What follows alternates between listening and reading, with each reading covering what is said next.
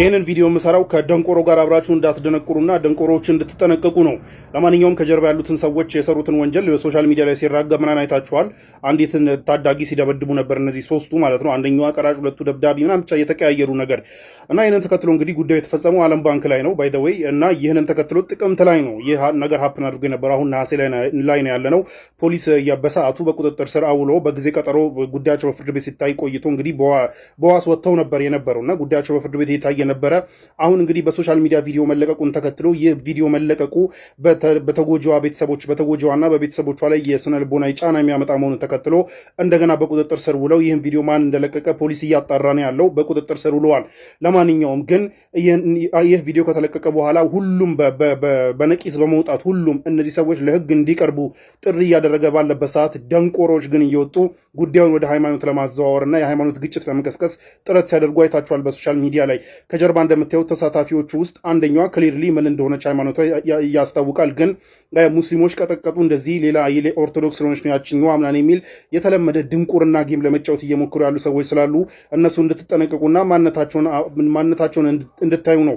ምንም አይነት ነገር ኮሽ ሲል እዚህ ሀገር ላይ ምንም አይነት ነገር ሲፈጠር ጉዳዩን ወደ ሃይማኖት ለማሯሯጥና የሃይማኖት ግጭት ለመቀስቀስ የሚሞክሩ ሰዎች እንዳሉ ታውቃላችሁ። አሁንም እነዚህ ሰዎች አጉል ለሃይማኖታችን እንቆርቁራለን በሚል የማይመስል ፕሮፓጋንዳ ለመንዛት እየሞከሩ ነው።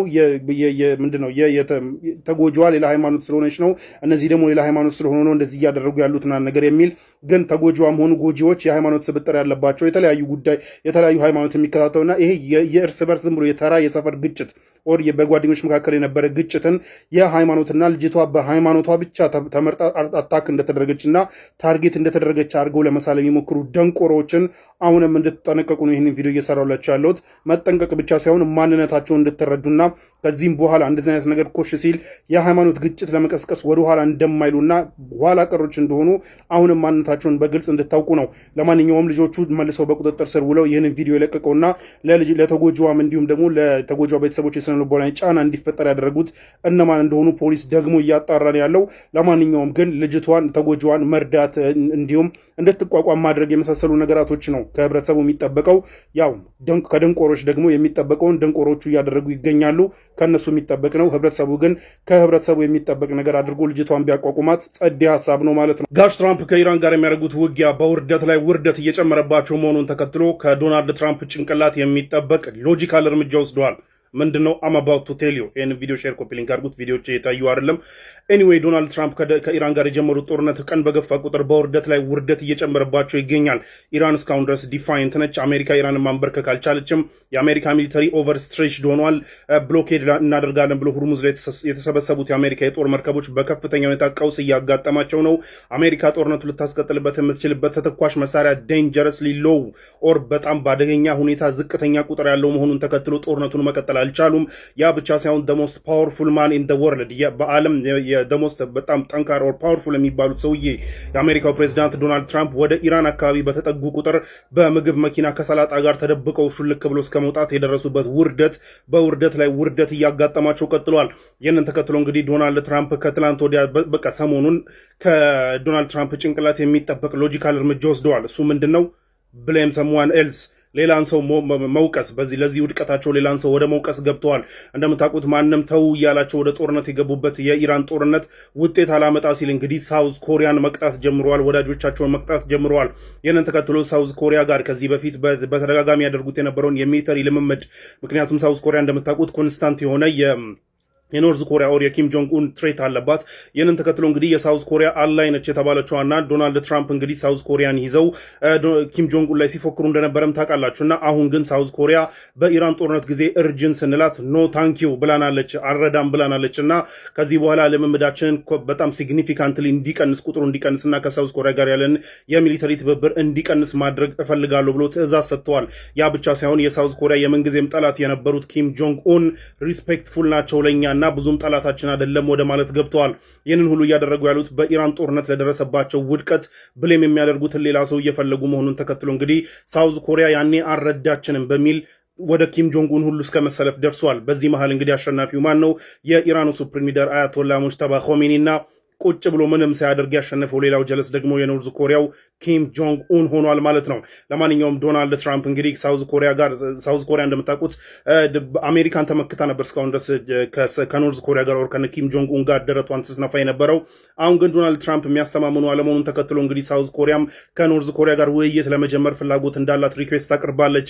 ይህ እንግዲህ ከፍተኛ የሆነ ሽንፈት ነው። ይህ ሌላ ፖለቲካል ኢምፕሊኬሽን ያለው ምንድነው? ዶናልድ ትራምፕ ሆነ አሜሪካ የሚተማመኑባት አለ ያለመሆኗንና ኤኒታይም እንደዚህ አንደር ዘ ባስ ወርወራችሁ ልጠፋ እንደምትችል የሚያሳይ መሆኑን ተከትሎ እንግዲህ የአሜሪካን ፎሬን ፖሊሲ በጣም በከፍተኛ ሁኔታ የጎዳ ውሳኔ ነው ተብሏል። ሌሎች የሚድል ኢስት አላዮችም እንግዲህ ዶናልድ ትራምፕ ጸባይ የማያስተማምናቸው መሆኑን ተከትሎ የራሳቸውን አሊያንስ እየፈጠሩ እንደሆነም ይታወቃል። መረጃ ተሰምቷል። ሩሲያ የአሜሪካን ከፍተኛ የተባለ ወታደራዊ ማሰልጠኛና እንዲሁም ደግሞ የወታደር ቁሳቁሶች የሚገኙበትን በዩክሬን ኬቭ የተገነባውና ግዙፍ የተባለውን ኩባንያ በድሮንና በሚሳኤል አጥቅታለች። የሩሲያ የውጭ ጉዳይ ሚኒስትር ሰርጌይ ላቭሮቭ የአሜሪካ ርዝራዥና የኔቶ ርዝራዦች በአጠቃላይ በኬቭ ምድር ላይ አይገኙም፣ በአጠገባችን ደግሞ ምንም አይነት የአሜሪካም ሆነ እንዲሁም ደግሞ የኔቶ ርብራቦችና እንዲሁም ደግሞ ርዝራዦችን ማግኘት አንችልም። ፉከራቸው ቀጥሏል። የአሜሪካና የኢራን ጦርነት ከተጀመረበት ከዚህ 2 ዓመታት አልፎ በከፍተኛ ሁኔታ ላይ 4 ዓመታትን እየተሻገረ ይገኛል። ኬቭ አሁንም ቢሆን ራሷን ለማዳንና እንዲሁም ደግሞ ሉዓላዊነቷን ለማስከበር ብትጨርም ነገር ግን ጥረቷ በአጠቃላይ ወደ ከንቱነት የተቀየረ ነው። የአሜሪካው ፕሬዝዳንት ዶናልድ ትራምፕ ለኢራን በርካታ የተባሉ ሚሳኤሎችና የራዳር ሲስተሞችን በአጠቃላይ ወደ ሆርሙዝ ሰርጥ ላይ እንዲሁም ደግሞ ወደ ትልልቅ ከተባሉ ቴህራንና ኢስፋሃን ከተሞችና እንዲሁም ደግሞ ፎርዶና ኢስፋሃን የሚገኙ ትልልቅ የኒኩሌር ተቋማቶች አካባቢ ላይ እየተከለች ትገኛለች። ሩሲያ በዚህ ደግሞ ግዙፍ የተባለውን አስተዋጽኦ አድርጋለች ሲሉም ክስ አቅርበዋል። የኢራኑ ግዙፍ ፊጋርና እንዲሁም ደግሞ ወታደራዊ ቃል አቀባዮች በአጠቃላይ ዛሬ በሰጡት መግለጫ የሩሲያ ትብብርና የቻይና ትብብር አሁንም አልተለየንም፣ በቀጠናው ያለንን ከፍተኛነትና ኃያልነትን ለማጠናከር እነዚህ ሁለት ሀገራት ያደረጉልን ሁለት ዓመት ማድረሳን ብለዋል። የአሜሪካው ፕሬዝዳንት ከኢራን ጀምሮ እንዲሁም ደግሞ በኬቭ የምታደርገውን ከፍተኛ የተባለ ጦርነት ካላቆመች ልዩ ኮማንዶዎቻችንና እንዲሁም ደግሞ የልዩ ዘመቻዎች ኮማንዶዎቻችን በሩሲያ ምድር ላይ እናያቸዋለን ከቅርብ ጊዜ የሚል ፉከራቸውን አሰምተዋል። ሩሲያ ግን አሁንም ቢሆን በኔቶና እንዲሁም ደግሞ በአሜሪካ መካከል ያለውን ድልድይ እኔ ሰብሬዋለሁ፣ ከዚህ በኋላ አሜሪካም ሆነ ኔቶ የሚገናኙበት ምንም አይነት እኔ አጠገብ ላይ የሚዶሉት አንድም ነገር የለም፣ እኛ የሂትለር ራስ ምታቶች እንደነበረን እንዳይረሱ ሲሉም አስታውሰዋል። የሰርጌይ ላቭሮቭና እንዲሁም ደግሞ የውጭ ጉዳይ ሚኒስተር ቢሮ ባወጣው መረጃ መሰረት አሁን ላይ የሰሜን ኮሪያና እንዲሁም ደግሞ የቻይና በርካታ የተባሉ ወታደሮች በሩሲያ ገብተው ልምምድ መጀመራቸው ነው የተነገረው። የፓሲፊክ ውቅያኖስን ጸጥ ረጭ ያስባለችው ቻይና ደግሞ በታይዋን ከፍተኛ የተባለ እንግዲህ ወታደራዊ ዘመቻዎችን ለማድረግ ዝግጅቷን ማጠናቀቋን ዛሬ ይፋ አድርጋለች። ቻይና በሩሲያና እንዲሁም ደግሞ በኬቭና እንዲሁም በመካከል ያላቸውን ጦርነት አሁንም አልተሳተፍኩም ብትልም ነገር ግን ከሰሜን ኮሪያና ከሩሲያ ወታደሮች ጋር በመቀላቀል በሩሲያ ምድር ላይ ከፍተኛ የተባለ ወታደራዊ ዝግጅቶችና እንዲሁም ደግሞ ልምምዶች እንደቀጠሉም ተነግሯል። ታዲያ ቻይና እንደገለጸችው ከሆነ አሁን ላይ የአሜሪካ ከፍተኛ የተባሉ ወታደራዊ ጄኔራሎች ወደ ታይዋን ምድር ዘልቀው በመግባት ለታይዋን ወታደሮች ስልጠና ከመስጠትና የባህር ኃይሎችን ከማጠናከርና በርካታ ጦር መሳሪያዎችና በርካታ ሚሊዮን ዶላሮችን በማፍሰስ ታይዋንን ለማጠናከርና ለማዳን ከጃፓን ጋር በመሆን ሽር ጉዳያቸውን ቀጥለዋል ብላለች። ቻይና ግን ይህንን ጉዳይ አመክነዋለን፣ በቅርብ ቀን ታይዋን በምንም አይነት ሁኔታ ላይ ማለት ነው የአሜሪካም ሆነ የውጭ ኃይሎች እርዳታና ፉከራም በእኔ ቁጥጥር ስር ይውላሉ፣ ታይዋን ደግሞ በቁጥጥር ስር ከመዋል ሊያግደኝ የሚችል አንዳች ኃይል የለም ብለዋል። በፓሲፊክ ውቅያኖስ ላይ የሚደረገውን ከፍተኛ የተባለ ወታደራዊ ዘመቻን አስመልክተው በሰጡት መግለጫ ቻይና ለየትኛውም የውጫዊ ኃይልና እንዲሁም ደግሞ ትብብር አትበገርም፣ የታይዋን ወታደራዊ ትብብር ለኔ የአይጥና ድመት ጨዋታ ነው ብለዋል። የአይጥና ድመት ጨዋታ መጨረሻ ላይ አይጥ የፈለገች ጎሬ ብትገባና የፈለገች ጉድጓዷ ብትገባም በየትኛው መንገድ በየትኛውም ሆነ አንዴ የወጣች ለታም በድመት መበላቱ አይቀርም፣ ያ ድመት ደግሞ እኔ ነኝ ስትል ቻይና ግልጽ አቋሟን አስቀምጣለች። በታይዋን ጉዳይ ላይ አሜሪካም ሆነ ጃፓን ከፍተኛ የተባለ ውጣ ውረዶችንና ከፍተኛ የተባለ ጉድጓዶችን ቢንሱም እንዲሁም ደግሞ የቀበሮና እንዲሁም ደግሞ የተኩላ ጨዋታዎችን በኔ ላይ ለመጫወት ቢሞክሩም መጨረሻ ግን ሄዶ አንበሳውን ነኝ ያለችው ቻይና ከሩሲያና ከሰሜን ኮሪያ ጋር ያላትን ወታደራዊ ትብብር ለማጠናከር በሩሲያ ምድር ወታደራዊ ህልምዷ መጀመሯ ግን እስካሁን ድረስ የገለጸችው ነገር የለም። የኢራን የውጭ ጉዳይ ሚኒስትር አባስ አርጌጂ በሆርሙዝ ሰርጥ ላይ ያላቸውን ከፍተኛ ወታደራዊ አቀባበልና ልዩነትን አስመልክተው በሰጡት መግለጫ በሩሲያና እንዲሁም ደግሞ በኢራን የሚደገፉ በርካታ ተባሉ ኃይሎቻችን የኒኩሌር ማብላሎቻችንና የረጅም ርቀት ሚሳኤሎቻችን እየጠገኑ ይገኛሉ ብለዋል።